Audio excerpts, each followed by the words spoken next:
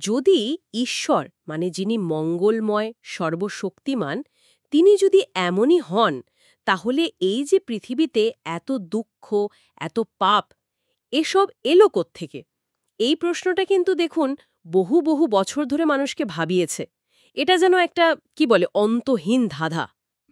ঠিক। তো আজ আমরা এই গভীর বিষয়টা নিয়ে একটু আলোচনা করব। হ্যাঁ, আর আমাদের হাতে একটা বেশ ইন্টারেস্টিং লেখা এসছে। এটা ঈশ্বর, শয়তান আর মানুষের যে স্বাধীন ইচ্ছা, এই তিনের মধ্যেকার অত্যন্ত জটিল সম্পর্কটা নিয়ে আলোচনা করে। একটা বলতে গেলে একটু অন্যরকম দৃষ্টিকোণ থেকে। আচ্ছা। বিশেষ করে আদমের পতনের যে ঘটনাটা, সেটার উপর বেশ জোর দেওয়া হয়েছে। তো এই সূত্রটা ব্যবহার করে আমরা বোঝার চেষ্টা করব পাপের উৎসটা ঠিক কোথায়, প্রলোভন জিনিসটা আসলে কি, কার দায় কতটা, আর ঈশ্বরের যে পরিত্রাণের পরিকল্পনা সেই ধারণাগুলো একটু খতিয়ে দেখব। বেশ ভালো। তাহলে শুরু করা যাক একেবারে গোড়ার জায়গাটা থেকে। মানে এই যে ঈশ্বর তার সৃষ্টিকে স্বাধীন ইচ্ছে দিয়েছেন এটা তো আমরা জানি, কিন্তু ঈশ্বরের প্রকৃতি মানে তার ভালোবাসা, তার ন্যায় বিচার, এই দিকগুলো ঠিকমতো বুঝতে হলে স্বাধীন ইচ্ছার এই ধারণাটা কেন এত জরুরি? দেখুন, এটা একটা একেবারে মৌলিক প্রশ্ন। এই টেক্সট অনুযায়ী ঈশ্বর তার সৃষ্টিকে যে স্বাধীনতা দিয়েছেন, তার মানে হল তারা নিজেরাই নিজেদের পথ বেছে নিতে পারে। নিজেরাই? হ্যাঁ, নিজেরাই। সেটা অনন্ত জীবনের দিকে হোক বা অনন্ত শাস্তির দিকে। ঈশ্বর কিন্তু কোনো সিদ্ধান্ত চাপিয়ে দেন না। তিনি প্রত্যেকের এই যে নিজের পছন্দের ক্ষমতা, এটাকে সম্মান করেন। কেন? মানে এর কারণটা কি? কারণটা সহজ, কিন্তু খুব গভীর।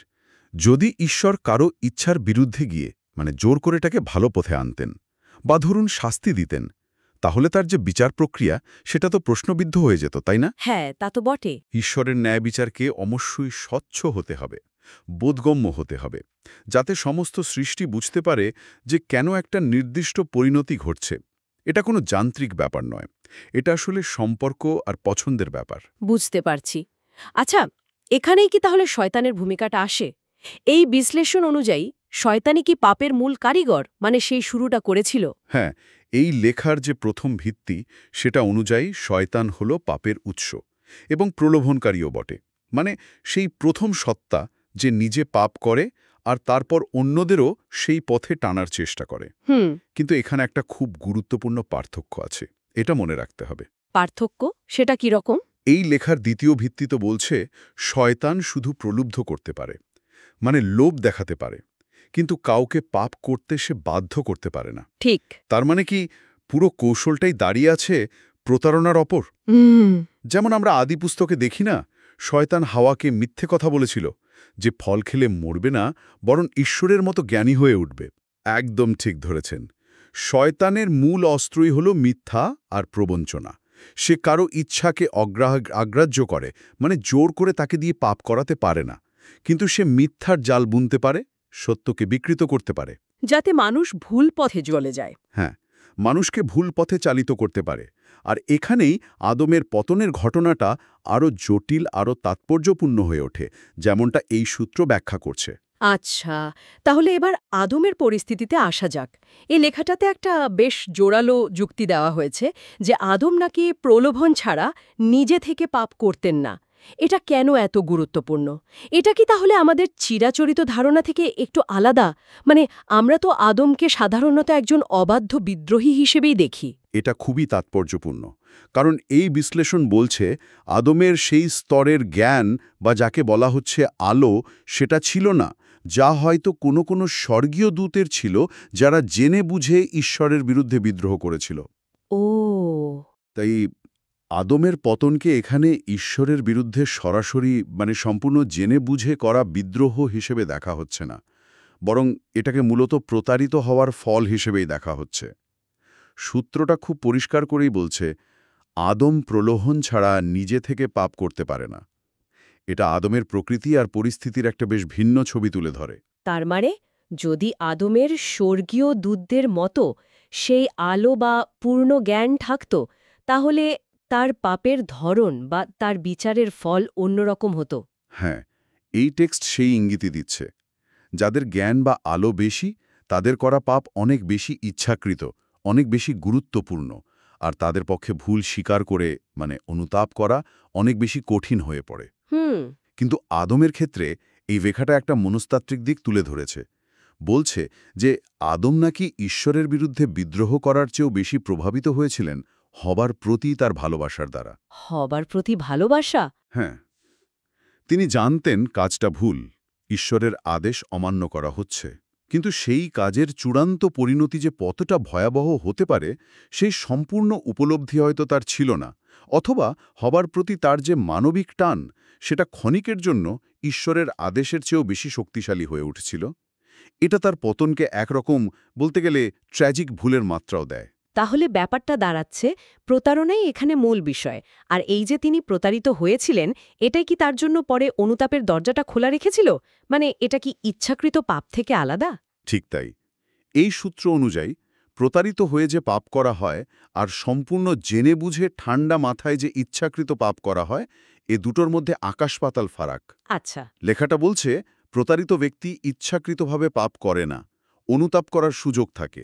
যখন সত্যটা সামনে আসে, যখন ব্যক্তি বুঝতে পারে যে তাকে ভুল বোঝানো হয়েছিল বা সে ভুল বুঝেছিল, এবং যখন ঈশ্বরের অনুগ্রহের আলো তার উপর পড়ে, তখন তার পক্ষে নিজের ভুল স্বীকার করে অনুতাপ করা সম্ভব হয়। যদি না সে একগুঁয়ে হয়ে থাকে?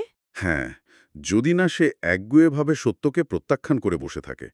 সূত্র যেমন বলছে, যদি আদম ঈশ্বরের অনুগ্রহ প্রত্যাখ্যান না করে, সে অনুতাপ করে। এই পার্থক্যটা বোঝা খুব জরুরি। কিন্তু একটা প্রশ্ন আসছে মনে। যদি আদম প্রতারিত হয়েই থাকেন, তাহলে সেই পাপের চূড়ান্ত দায়ভারটা কার উপর বর্তায়? যদিও আমরা জানি, মানে এই লেখার তৃতীয় ভিত্তি অনুযায়ী প্রলোভনকারী শয়তান আর প্রলুব্ধ আদম দুজনকেই তাদের কাজের ফল ভোগ করতে হয়েছিল। কিন্তু হ্যাঁ, এখানেই ব্যাপারটা বেশ কৌতূহলোদ্দীপক হয়ে উঠছে।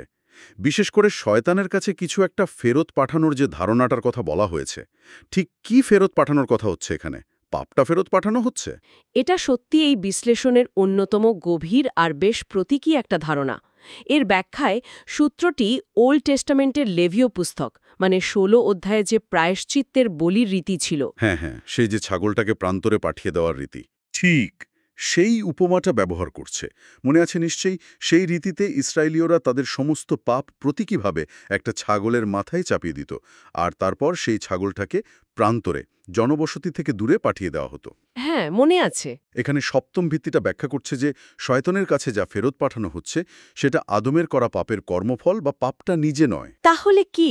বরং পাপ করার যে ইচ্ছে, যে মিথ্যা প্ররোচনা বা প্রতারণা এই পাপটাকে উস্কে দিয়েছিল, সেই আদি মিথ্যা ইচ্ছার উৎসকে মানে শয়তানকে দোষী সাব্যস্ত করা হচ্ছে। একটু থামুন। মানে বিষয়টা আরেকটু পরিষ্কার করা দরকার। তার মানে আদমের করা ভুল কাজটা মুছে ফেলা হচ্ছে না। না, তা নয়। কিন্তু সেই ভুলের পেছনে যে প্রতারণামূলক চিন্তা বা ইচ্ছাটা কাজ করেছিল, সেটার উৎস হিসাবে শয়তানকে চিহ্নিত করে দায়টা তার দিকে ফেরানো হচ্ছে। এটাই কি মূল ধারণা? একেবারে ঠিক ধরেছেন। শয়তান সেই মূল প্রতারণার জন্য দোষী সাব্যস্ত হয়, যে প্রতারণা আদমের আত্মিক মৃত্যুর কারণ হয়েছিল। সূত্রটি খুব স্পষ্ট করে বলছে, শয়তানের কাছে যা ফেরত পাঠানো হয়, পাপ করার ইচ্ছা শয়তানের কাছে ফিরে যায়। ও, অর্থাৎ যে মিথ্যা দিয়ে সে আদমকে প্রলুব্ধ করেছিল, সেই মিথ্যার দায় শেষ পর্যন্ত তার ওপরই বর্তায়। আর এই মূল অপরাধের জন্যই শয়তানের চূড়ান্ত পরিণতি নির্ধারিত হয় অতল গহ্বরে, মানে অ্যাবিসে।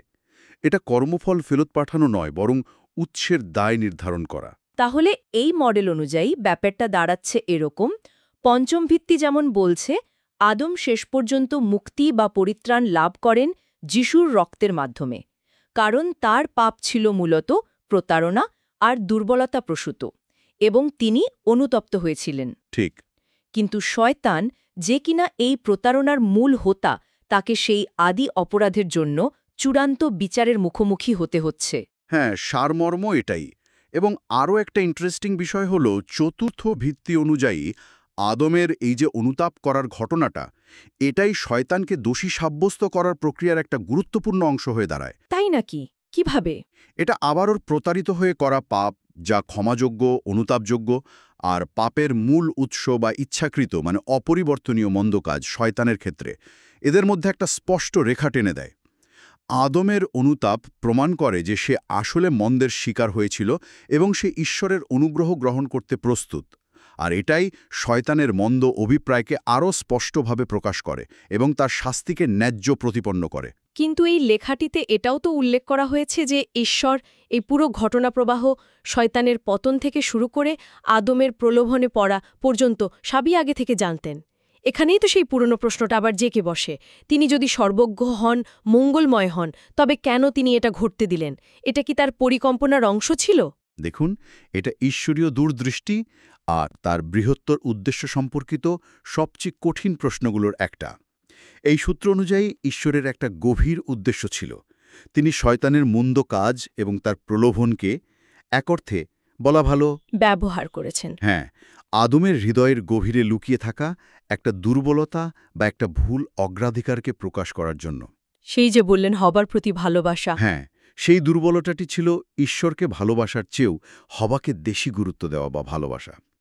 কিন্তু ঈশ্বরের চূড়ান্ত লক্ষ্য ছিল আরও মহৎ। ক্রুশের ঘটনার মাধ্যমে তার অপার প্রেম এবং একই সাথে তার নিখুঁত ন্যায় বিচারকে চূড়ান্তভাবে প্রকাশ করা। ঈশ্বর জানতেন পতন ঘটবে, তাই তিনি সৃষ্টির শুরু থেকেই পরিত্রাণের একটা পরিকল্পনাও প্রস্তুত রেখেছিলেন। আর সেটা হলো যীশু খ্রিস্টের আত্মত্যাগ। ঠিক।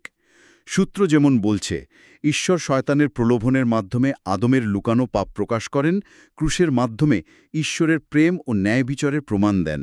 তার মানে কি এই দাঁড়ায় যে ক্রুশের ঘটনা পূর্বনির্ধারিত ছিল? হ্যাঁ, এই টেক্সটিফিশিও ১:১৯-১০ পদের দিকে ইঙ্গিত করে বলছে যে ঈশ্বরের এই পরিত্রাণ পরিকল্পনা মহাকালের শুরু থেকেই স্থির করা ছিল।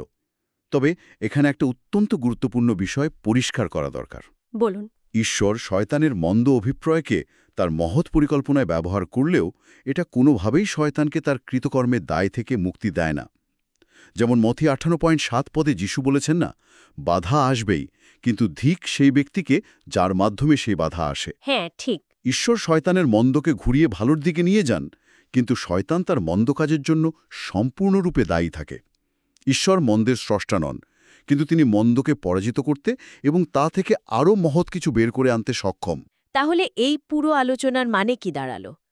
ক্রুশই কি ঈশ্বরের সেই চূড়ান্ত সমাধান, যেখানে তিনি তার প্রেমময় এবং ন্যায়পরায়ণ চরিত্র দুটোই অক্ষুণ্ণ রেখে মানুষের স্বাধীন ইচ্ছাকে সম্মান জানিয়ে পাপের অনিবার্য পরিণতি থেকে মানবজাতিকে উদ্ধার করার পথ খুলে দেন এবং সেই ইচ্ছাকে শুদ্ধ করে এক উচ্চতর পরিণতির দিকে নিয়ে যান?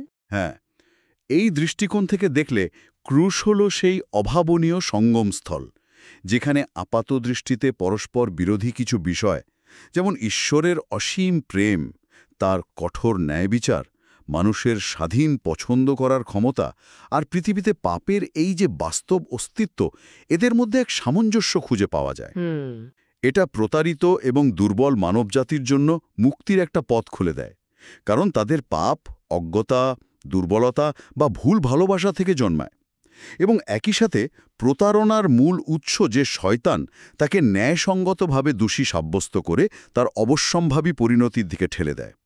কলসীয় ১:২০ পদের কথা ভাবুন, যেখানে বলা হয়েছে ঈশ্বর খ্রিস্টের ক্রুশের রক্তের মাধ্যমে শান্তি স্থাপন করলেন। হ্যাঁ, স্বর্গ ও পৃথিবীর সব কিছুর সাথে। এই সূত্রটি সেই শান্তি স্থাপনেরই একটা ধর্মতাত্ত্বিক ব্যাখ্যা আমাদের সামনে তুলে ধরছে। সত্যি এক গভীর এবং চিন্তা উদ্রেককারী আলোচনা হলো আজ। আমরা পাপের উৎস, স্বাধীন ইচ্ছার ভূমিকা, শয়তানের প্রতারণা এবং ঈশ্বরের পরিত্রাণের পরিকল্পনা নিয়ে একটা বেশ জটিল কিন্তু সুসংহত ধর্মতাত্ত্বিক কাঠামো বিশ্লেষণ করলাম, মানে আমাদের সরবরাহ করা এই বিশেষ লেখাটির উপর ভিত্তি করে। মূল বিষয়গুলো যদি আরেকবার সংক্ষেপে বলি, মানুষের পাপ এই দৃষ্টিকোণ থেকে মূলত শয়তানের প্রতারণার ফল, আর এটাই অনুতাতের সম্ভাবনা জিয়ে রাখে। ঠিক। শয়তান যেহেতু সেই প্রতারণার মূল উৎস, তাই চূড়ান্ত দায় তার উপরই বর্তায়। আর ক্রুশ হল ঈশ্বরের আগে থেকে ঠিক করে রাখা সেই সমাধান, যা একই সঙ্গে তার ভালোবাসা ও ন্যায় বিচারকে প্রকাশ করে আর মানুষের স্বাধীন ইচ্ছাকে পাপের বন্ধন থেকে মুক্ত করে পূর্ণতার দিকে নিয়ে যায়। আলোচনার একেবারে শেষে একটা চিন্তার খোরাক রেখে যাই, যেটা এই সূত্রের আরও একটা গভীর দিক নিয়ে আমাদের ভাবাতে পারে। বলুন। লেখাটি জোর দিয়ে বলছে যে শয়তান কারো ইচ্ছার মধ্যে নতুন করে পাপ তৈরি করতে পারে না। সে কেবল আগে থেকে বিদ্যমান কোনো দুর্বলতা, কোনো অপূর্ণ আকাঙ্ক্ষা বা লোভের সুযোগ নিতে পারে। যেমনটা ইয়াকব ১:১৪ পদে বলা হয়েছে, প্রত্যেকে নিজ নিজ লোভের দ্বারা আকৃষ্ট ও প্ররোচিত হয়ে পরীক্ষিত হয়।